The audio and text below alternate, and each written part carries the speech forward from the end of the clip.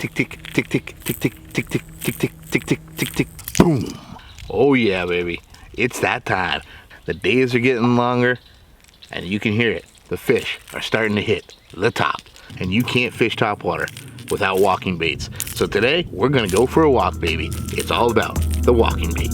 Today on Captain's Corner. Oh my goodness. Oh my God. Oh, bang. Oh my God. Man, did he want that lure. You got our topwater. Oh my God. Yeah. There we go. And he hammered that too. Got him. He hit that so many times. Seriously, look at that.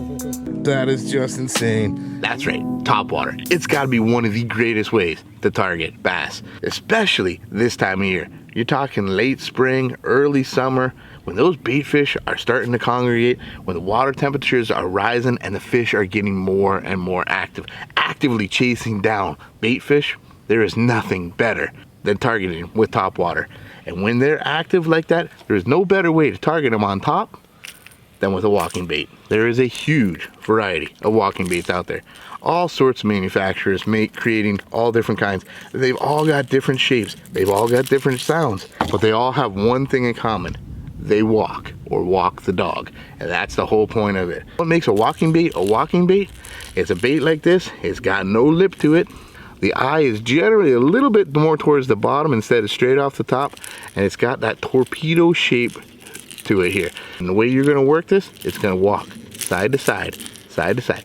Just like that. Just like an erratic bait fisher trying to get away from something. Walking side to side, or walking the dog. They make a lot of noise, a lot of commotion, and they drive bass wild. Today on Captain's Corner, I'm gonna break down everything you need to know about walking baits, how to effectively use them, how I choose what baits to use, what gear you should be throwing your walking baits on, and show you just how effective they can absolutely be.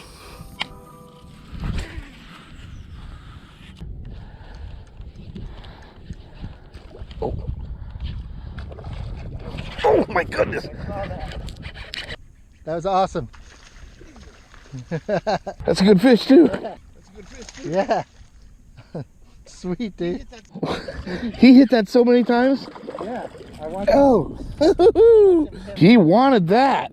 He hit that like 3 times. Yeah, he did. I only ended up with one of all those hooks in them. Oh, there it is. Look at that, guys. Nice 3. Man, he was so aggressive coming after this thing though. That is just flipping awesome. Oh. Right next to the boat even. Right next to the boat. Woo! Walking baits cover a lot of water in a short period of time.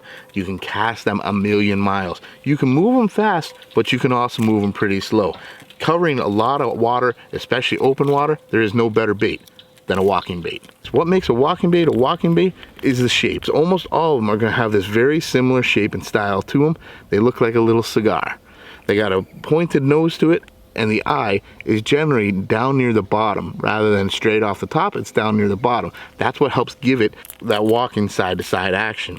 They all generally share that same profile, like a little torpedo or a little cigar. And they are designed with a keeled bottom to be able to walk side to side as you snap the slack in your line. Very, very simple, but absolutely deadly. Some manufacturers have evolved different mouths on them, where they got a little bit more of a cup to the mouth, so they can spit and pop a little bit more water as you're being able to walk them. Kind of like a hybrid between a popper and a walking bait. It's gonna give you that same walking action, but spit a little bit more at the same time. These kind of baits work great when you really don't wanna have to move it too far. When you're kind of trying to work tight to cover or in small pockets, trying to keep it more in one place rather than covering an entire large area. But no matter what shape, what size, they all have that same action to them. They're all designed to walk the dog side to side. And that greatly mimics a bait fish trying its hardest to get the heck away from whatever's chasing it. Nothing will drive a bass crazier than a bait fish running for its life.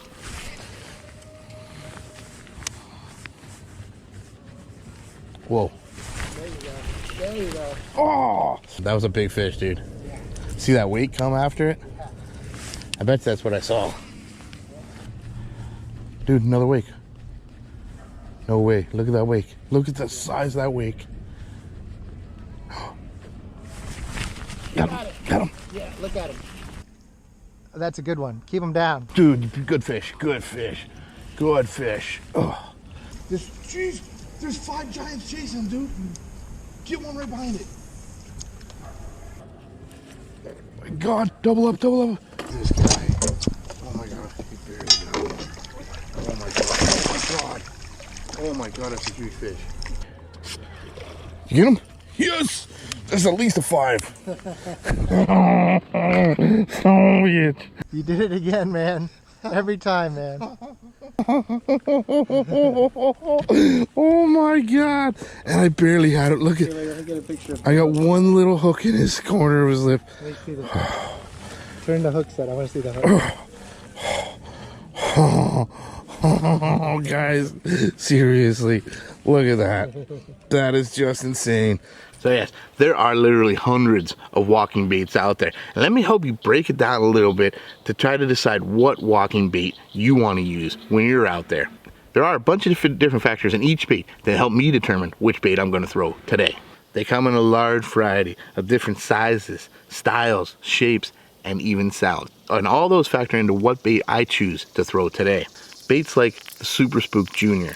This is a good size, an intermediate size. It's not too big and it's not too small. It covers a good variety of bait fish sizes out there.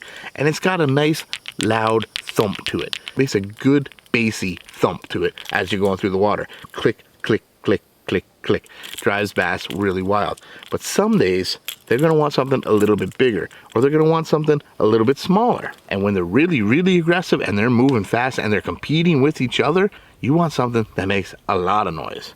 That simple thump, thump, thump might not be enough. That's where I'll reach for something like a Lucky Craft Sammy. You hear the difference in the noise. It's got little glass beads in there, a little higher pitch noise of it.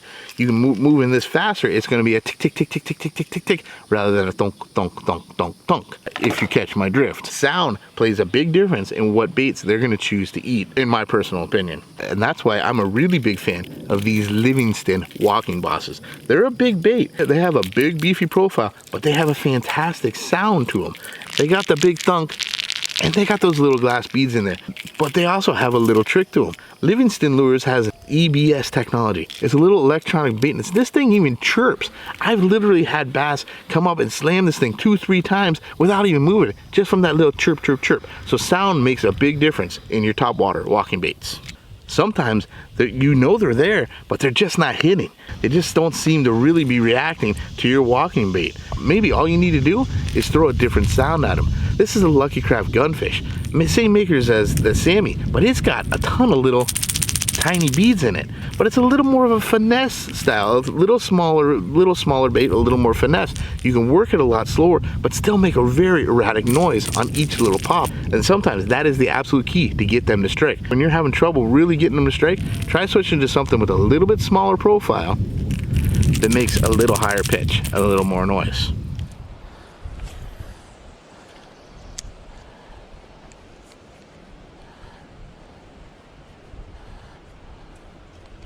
There's one. He's decent. Oh, that's a good one. Yeah, better. Yeah. Is that on the Guncraft, Gunfish Junior. belly hook? Barely hooked. Ooh, decent fish. Look at that. There you go. You barely got him hooked. Nice fish. Literally got one tiny little treble on the top of the lip. There it is. I'm glad we came back. Decent fish.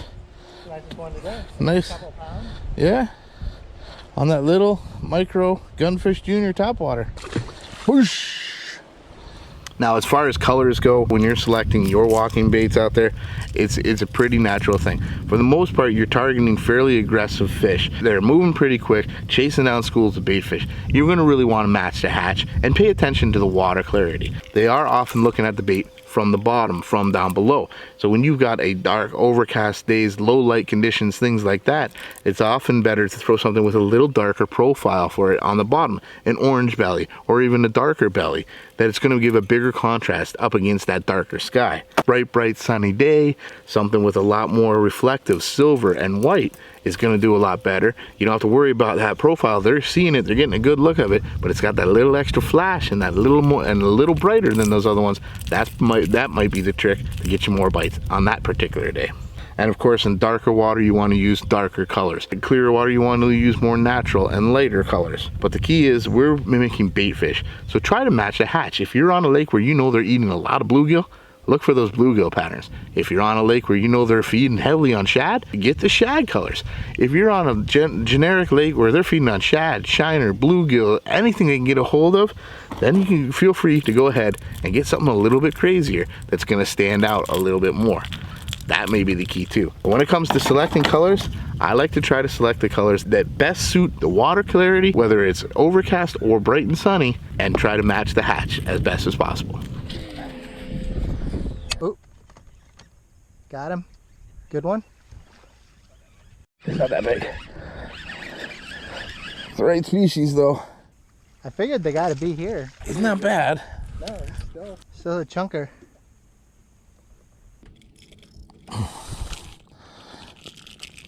Boom.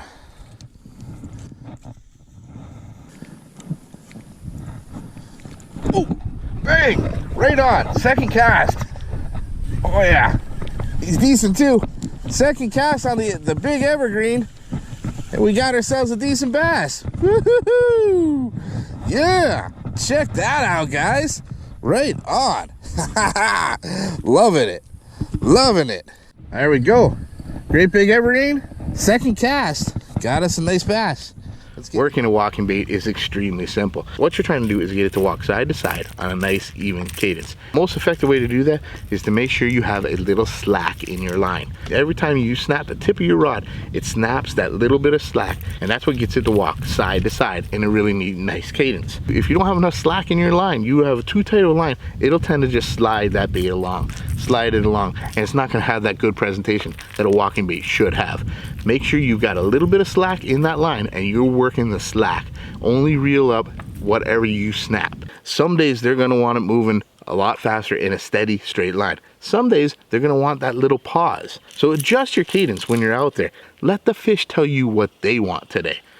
What gear you use when you're working walking baits is extremely important. I like a shorter rod, the 6'8" to 7 foot range, somewhere in there. You're going to be working that bait with your rod tip pointed down. Anything over 7 feet, it tends to hit the water. It's just hard to get that proper cadence working right. I like a shorter rod. A nice medium power rod is plenty of power for at working open water walking baits. The most important thing is you want to have a nice fast tip to it that can really work that little bit of slack in that line the whole time. So a shorter 6'8" to 7 foot rod, medium power with a fast action tip is an excellent rod for walking baits. KastKing makes the KastKing Speed Demon Bass series. This is actually a jerkbait rod. It's 6'8", it's a medium power, and it's got a fast action tip. Perfect rod for working top water for me. But the most important thing is make sure you have a good fast reel. You need a reel in the 7 to 1s, 8 to 1s, or even 9 to 1 to be able to catch up to that little bit of slack, to be able to catch up to that fish that just grabbed it and is running towards you, to get that line up there as fast as you can and be able to set those hooks as quickly as you possibly can. To keep those little treble hooks on every walking bait firmly pinned in that bass's mouth. When it comes to the line, I've actually become a very big fan of working braided line on my topwater. I like the sensitivity and stiffness of that braided line while I'm working that bait. But braid has zero stretch, and that's a big no-no on almost any treble hook lure. That zero stretch is really going to help pull those hooks right out of that fish's mouth. I use braid, but I tie on a monofilament leader, but just a short one, a 1 foot monofilament leader. Monofilament has the stretch, but it floats still. Remember, fluorocarbon sinks. You're working baits on top. You don't want a line that pulls them down. This short little 1 foot leader is going to work like a little shock absorber, or like a bungee cord at the end. It's really going to help drive those treble hooks home, but also keep them pinned as the fish surges and jumps and tries its hardest to get rid of those hooks out of its mouth. Typically, I'm going to run like a 30-pound braid, with about a 15-pound monofilament leader. Another bonus to that is straight braid tends to wrap up in that front hook here when you're casting and that thing circles through the air. That little monofilament leader keeps it a little stiffer and really avoids getting wrapped up in those hooks. Pro tip, I like to tie a little snap right onto that line. You can quickly change baits in and out. It gives it a little bit more room to work back and forth inside of that clip, and it gives it even better action out there and saves you from retying leaders, which we all hate.